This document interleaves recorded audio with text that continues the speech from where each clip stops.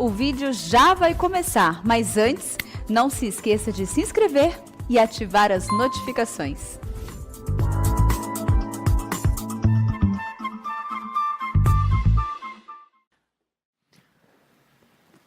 Eu quero compartilhar com você nesta tarde a palavra de Deus, e por isso eu peço que você abra comigo no livro de Esdras, capítulo 8, versos 21 a 23. Esdras, capítulo 8, versos 21 a 23.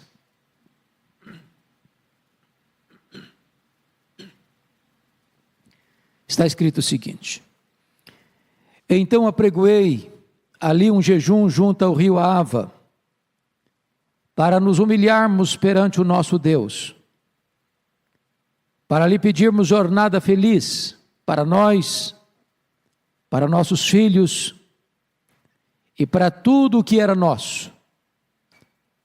Porque tive vergonha de pedir ao rei exército e cavaleiros para nos defenderem do inimigo no caminho, porquanto já lhe havíamos dito: a boa mão do nosso Deus é sobre todos os que o buscam, para o bem deles, mas a sua força e a sua ira contra todos os que o abandonam.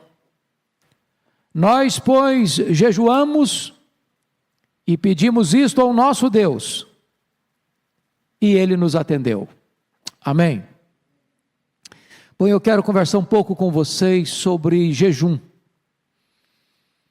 Esta é uma prática devocional importantíssima, presente tanto no Antigo quanto no Novo Testamento. Os patriarcas jejuaram, os profetas jejuaram, o Senhor Jesus Cristo jejuou, seus apóstolos jejuaram, a igreja primitiva jejuou. Ao longo da história do cristianismo, a igreja de Cristo, mormente em tempos de grande crise, de grande calamidade, foi convocada a jejuar. Encontramos isso, por exemplo, quando Jerusalém foi atacada por uma confederação de inimigos, e diante de um ataque iminente da cidade, Josafá teve medo, pôs-se a buscar ao Senhor e decretou um jejum em todo o Judá. O resultado foi que Deus trouxe um livramento extraordinário e livrou Jerusalém das mãos do inimigo. Você encontra, à luz das Escrituras, Daniel removido de Jerusalém no cerco da Babilônia, e aquele jovem que se torna um homem, que se torna um ancião, tem uma vida comprometida com oração e jejum. Quando Neemias é informado acerca da tragédia que estava o povo em Jerusalém há mais de 140 anos, literalmente 142 anos, debaixo de escombros e cercado de inimigos. Ao tomar conhecimento desse diagnóstico, ele se prostra, ele ora, ele chora, e ele jejua, e ele é colocado nas mãos de Deus, e se põe nas mãos de Deus. E em 52 dias, os muros da cidade que estavam quebrados são reconstruídos. Nós encontramos o próprio Senhor Jesus Cristo só dando início ao seu ministério de maneira efetiva depois do seu batismo, depois de 40 dias de jejum. Nós encontramos o próprio Jesus dizendo aos seus discípulos que fracassaram diante de uma situação de um menino endemoniado e não puderam libertá-lo, e ao perguntar a Jesus por que não podemos, ele respondeu: esta casta não sai senão com oração e jejum. Há diversas razões para o jejum na Bíblia.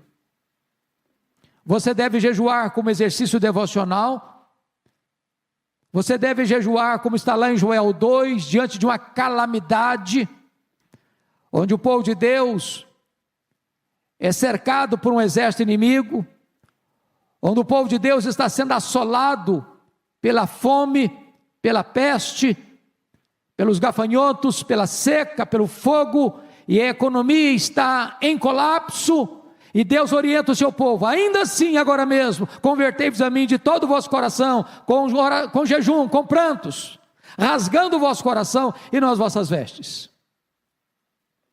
Você deve jejuar para pedir poder, você deve jejuar para se humilhar, você deve jejuar para pedir ajuda. E eu gostaria então de entrar com este tema, em face da crise que o Brasil está vivendo. Não só o Brasil, mas o mundo todo. Nós estamos diante de uma pandemia que nós não estamos encontrando saída nos recursos humanos, nem no dinheiro, nem na medicina, nem na política, nem na Organização Mundial de Saúde.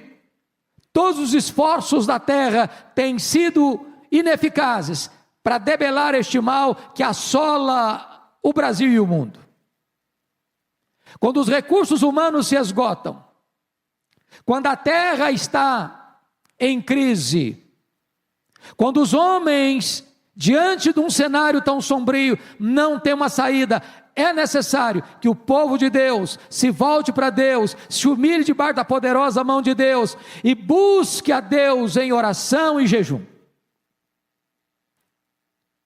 Então eu gostaria que agora você voltasse os olhos comigo para esse texto.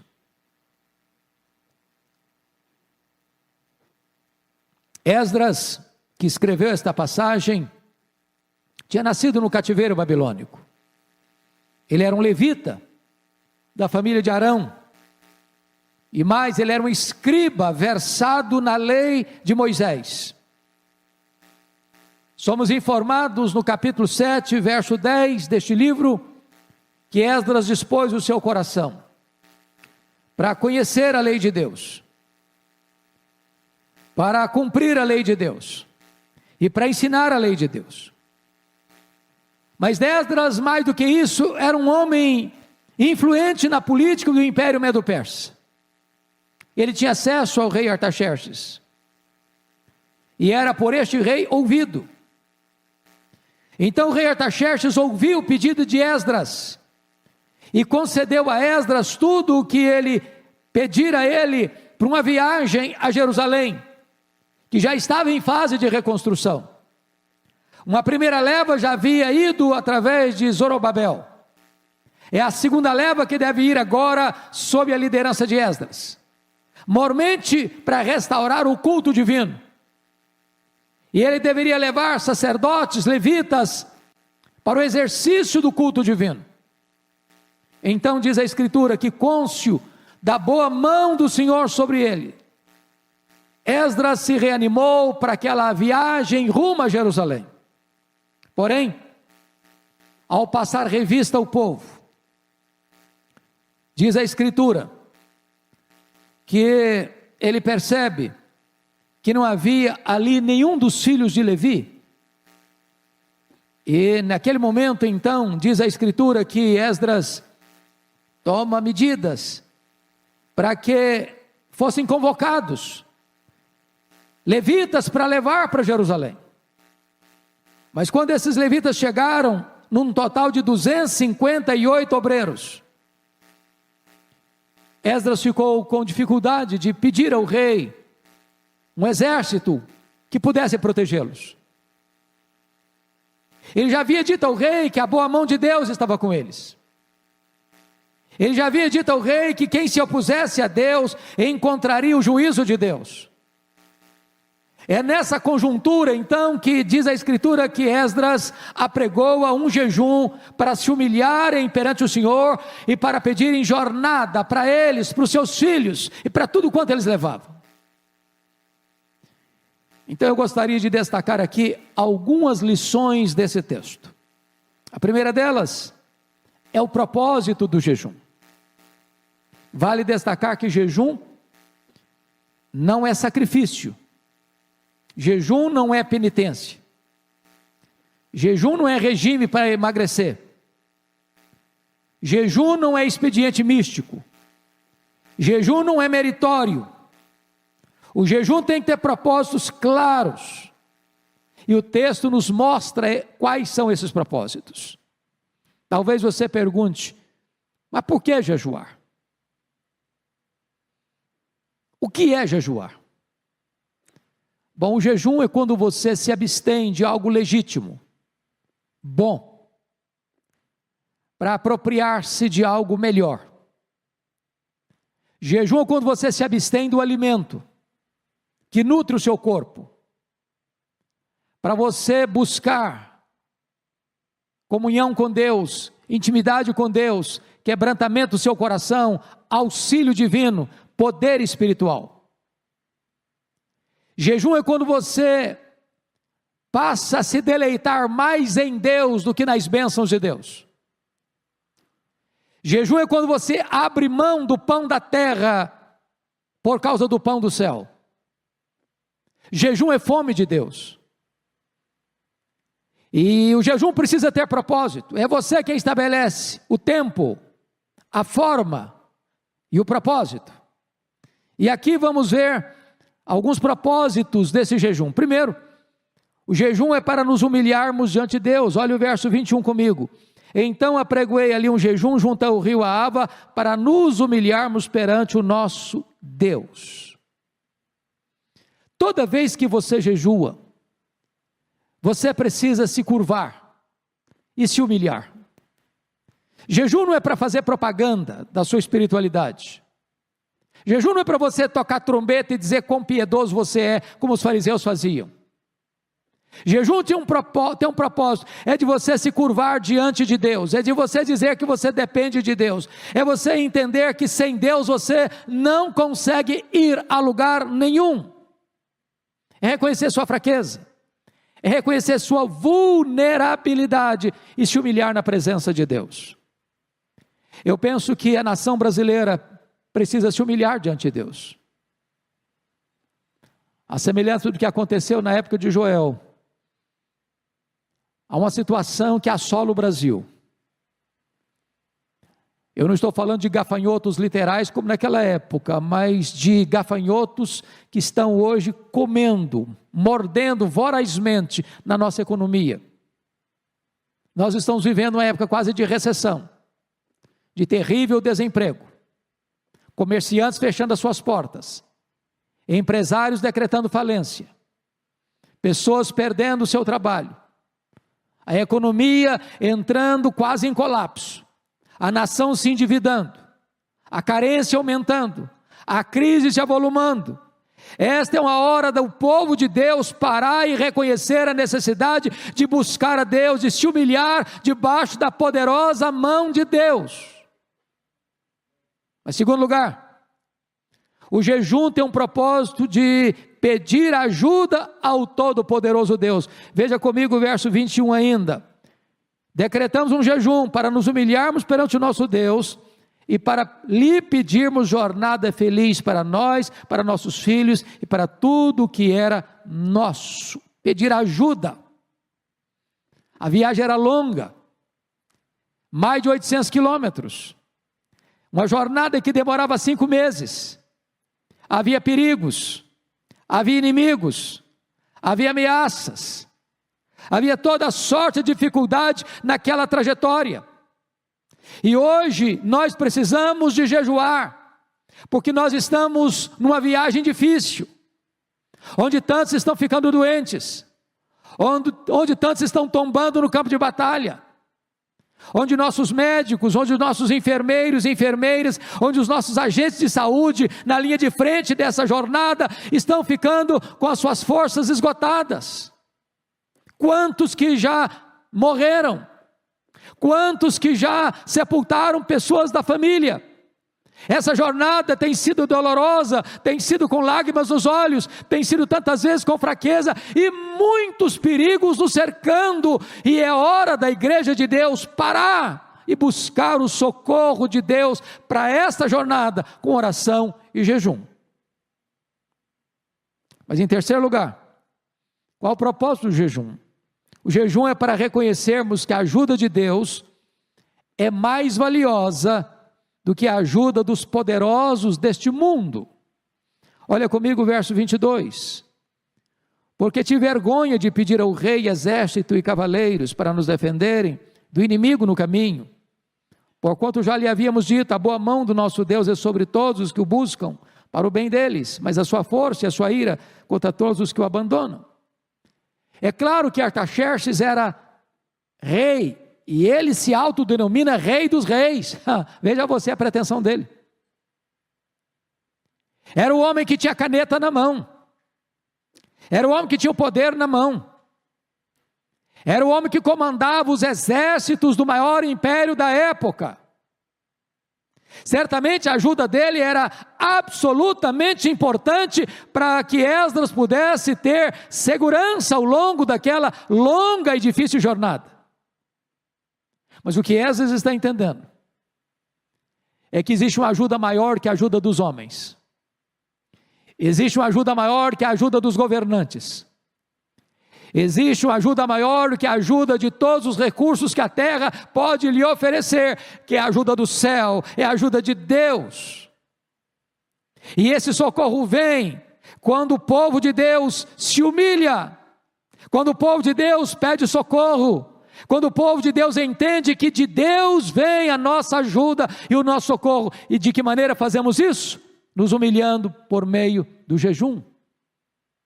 Eu quero conclamar, portanto, você que está me assistindo, você que é pastor, você que é líder da igreja, você que é membro de uma igreja, ou você que talvez não frequente nenhuma igreja, é hora de nós todos nos unirmos como povo de Deus, no Brasil e fora dele, para nós jejuarmos, para Deus nos dar uma travessia segura no meio dessa pandemia.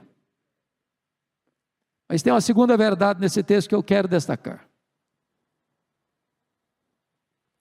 Primeiro é o propósito. Segundo é a confiança. Veja você que nós jejuamos para Deus, jejuamos para buscar a face de Deus, jejuamos para sermos revestidos com poder, jejuamos para buscar o bem para nós e para a nossa família. E eu destaco aqui alguns pontos. Primeiro, quando jejuamos, temos a confiança que o socorro do céu é mais importante do que o socorro da terra. É o que está escrito no verso 22, que acabamos de ler.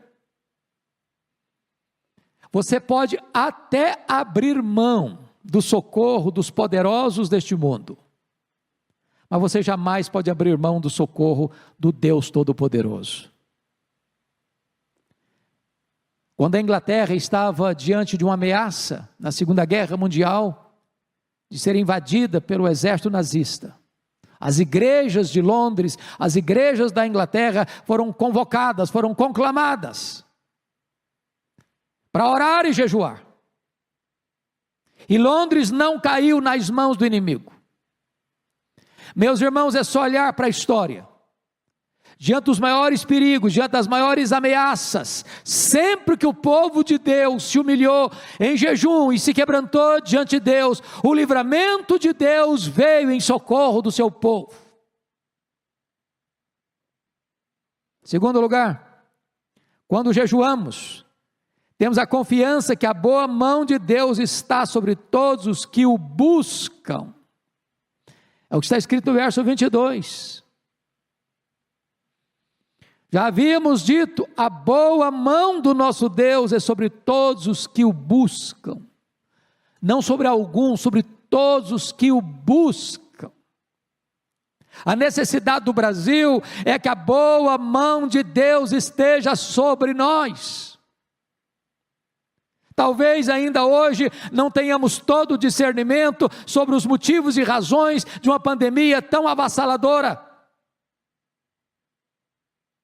Mas uma coisa é certa, quando nós buscamos a Deus em jejum, a boa mão de Deus vem sobre nós. Mas em terceiro lugar, quando jejuamos, temos a confiança que Deus é por nós, para o nosso bem. O verso 22 diz que mais a sua força, a boa mão do nosso Deus é sobre nós, ou sobre todos os que o buscam, para o bem deles. Mas a sua força e a sua ira contra todos os que o abandonam. É hora do Brasil se arrepender, deixar suas falsas crenças, suas crendices, seus muitos ídolos, seus pecados terríveis, de afrontar a santidade de Deus, de afrontar o nosso glorioso Redentor, e reconhecer Deus, soberano, eterno, Criador de todas as coisas. É hora da nação reconhecer que só o Senhor é Deus. É hora de nós nos curvarmos na presença de Deus e pedirmos clemência e misericórdia. Porque quando há humilhação, quando há arrependimento, então Deus vem, Deus cura, Deus sara, Deus restaura. É o que está escrito: se o meu povo, que se chama pelo meu nome, se humilhar e orar e me buscar e se converter dos seus maus caminhos, então eu virei dos céus, perdoarei os seus pecados e sararei a sua terra. Mas há uma terceira verdade nesse texto. Não só o propósito, não só a confiança, mas agora em terceiro lugar, a eficácia do jejum. É muito importante você compreender uma coisa simples, mas é vital agora. Não basta falar de jejum, porque nós não somos o que falamos. Nós não somos o que sentimos. Nós não somos o que planejamos. Nós somos o que fazemos. Não basta ter uma boa teologia sobre oração ou sobre o jejum, é preciso orar e jejuar. Conforme é o lema desta igreja, a Igreja Presbiteriana de Pinheiros em 2021, é preciso praticar o que cremos. Então eu gostaria de destacar 3 coisas aqui. Primeiro, eles não somente apregoaram um jejum, eles de fato jejuaram. Olha o verso 23 comigo. Nós, pois, jejuamos. Talvez a igreja brasileira tenha pecado, não por desconhecimento apenas, mas sobretudo por não colocar em prática aquilo que ela conhece. É óbvio que você e eu sabemos da importância da oração, da importância e urgência do jejum. É hora de nós começarmos a colocar em prática, efetivamente, o que esses irmãos fizeram, porque está escrito: nós, pois, jejuamos. Se o homem não tem saída, Deus a tem, e Deus atende, e Deus socorre, e a boa mão de Deus é conosco, quando o povo se volta para Deus e reconhece que em Deus sempre há uma saída. Segundo lugar, veja você comigo, eles não somente se propuseram a pedir socorro, ajuda, mas eles de fato oraram, porque está escrito no verso 23, nós, pois, jejuamos e pedimos isto ao nosso Deus. Nós não estamos com isso dizendo que os recursos que o homem precisa lançar mão não são necessários. Nós não estamos dizendo com isso que não devamos tomar todas as medidas preventivas, de cautela, de cuidado, de prevenção, no que concerne ao enfrentamento desta pandemia. Nós não estamos dispensando as pesquisas científicas, a descoberta das vacinas, os expedientes médicos. O que nós estamos dizendo, meus amados irmãos, é que, embora tenhamos esses benefícios, reconhecemos que a solução vem do alto, vem de Deus, da intervenção divina. Precisamos ter coragem e ao mesmo tempo humildade de pedir a Deus. Pedimos isto ao nosso Deus, para Deus nos livrar, para Deus nos poupar, para Deus ter misericórdia do Brasil, para Deus ter compaixão dos nossos governantes, dos nossos legisladores, dos nossos juízes, dos nossos empresários, dos nossos cientistas, dos nossos médicos, da nossa população, para Deus poupar a nossa nação, para Deus poupar a sua igreja, e nós pedimos isso ao nosso Deus. E eu quero concluir com o último ponto. Terceiro lugar, eles receberam resposta ao jejum e às orações que fizeram a Deus. O verso 23 termina dizendo assim: e Deus nos atendeu. E Deus nos atendeu. Deus não é um ídolo mudo, surdo. Ele tem seus ouvidos abertos, inclinados. Suas mãos não estão encolhidas. Ele não tem limitação de poder. A linha de acesso a Ele nunca está ocupada. Por meio de Jesus você tem livre acesso a Ele, em qualquer hora, em qualquer lugar, em qualquer circunstância. Aquele que busca, encontra; aquele que pede, recebe; aquele que bate, abrir-se-lhe-á. Tiago chegou a dizer: nada tens, porque nada pedis. Eu quero conclamar você, meu irmão, eu quero conclamar você, minha irmã, a clamarmos a Deus, a jejuarmos a Deus, porque Ele é poderoso para atender o nosso clamor, e vir ao nosso encontro, e estender-nos a sua misericórdia, e livrar-nos desta pandemia.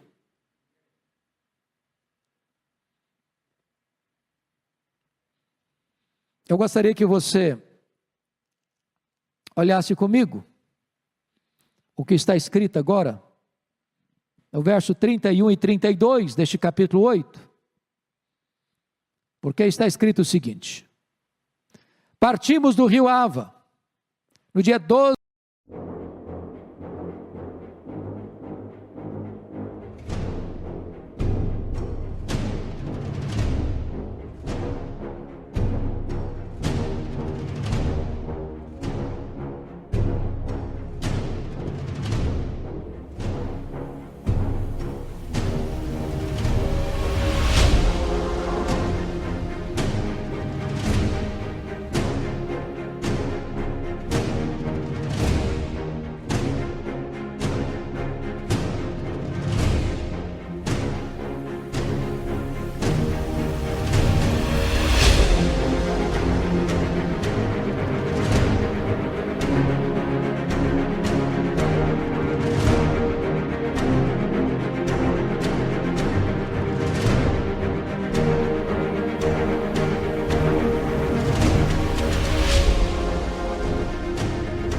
do primeiro mês, a fim de irmos para Jerusalém, e a boa mão do nosso Deus estava sobre nós, e livrou-nos das mãos dos inimigos, e dos que nos armavam ciladas pelo caminho. Chegamos a Jerusalém, e repousamos ali 3 dias.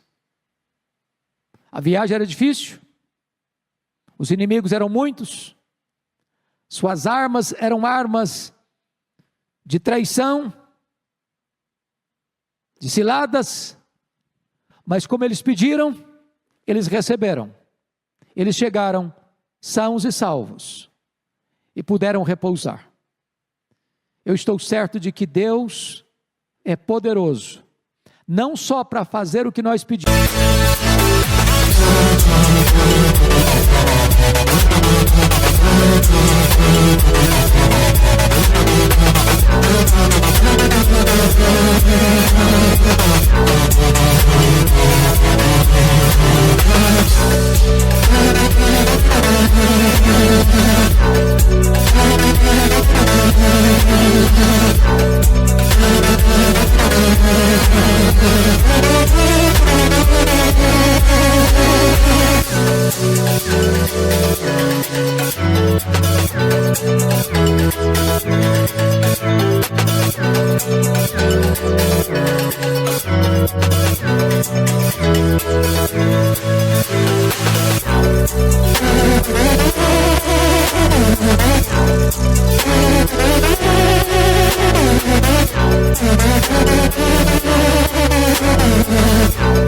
pedimos, mas Ele é poderoso para fazer infinitamente mais, de que tudo quanto pedimos ou pensamos conforme o seu poder que opera em nós. A Ele, portanto, a glória, na igreja e em Cristo Jesus, agora e pelos séculos eternos. Amém.